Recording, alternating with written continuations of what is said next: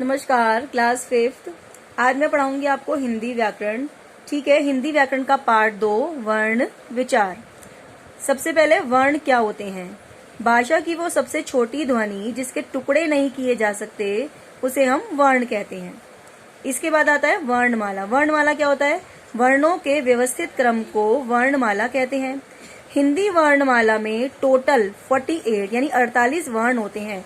अ अनार से लेके अगर हम ड ढक्कन तक करेंगे तो सारे हमारे कितने 48 वर्ण होते हैं, जिनमें अ अनार से लेके अणे खाली तक स्वर होते हैं और बाकी क कबूतर से लेके ड ढक्कन तक सारे हमारे व्यंजन होते हैं।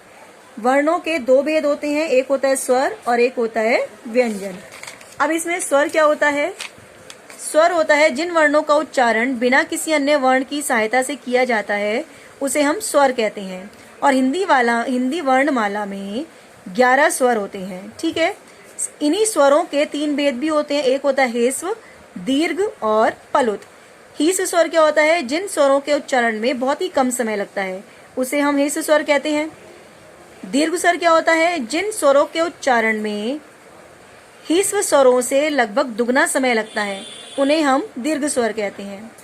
पलुत स्वर क्या होता है? जिन स्वरों के उच्चारण में तिगुना समय लगता है उन्हें हम पलुत स्वर कहते हैं। ठीक है, इसके बाद आती हैं स्वरों की मात्राएं।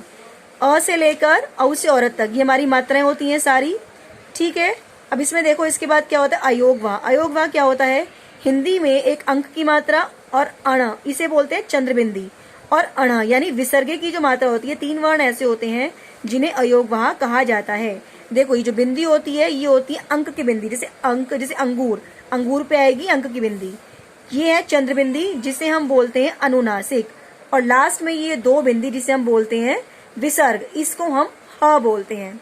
ठीक है, अब पहला हमारा स्वर था और दूसरा है व्यंजन। व्यंजन क्या होता है?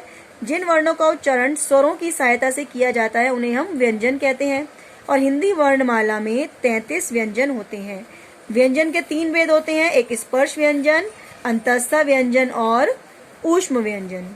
ठीक है, अब इसको एक बार आप दोबारा से पढ़ना और समझना। धन्यवाद।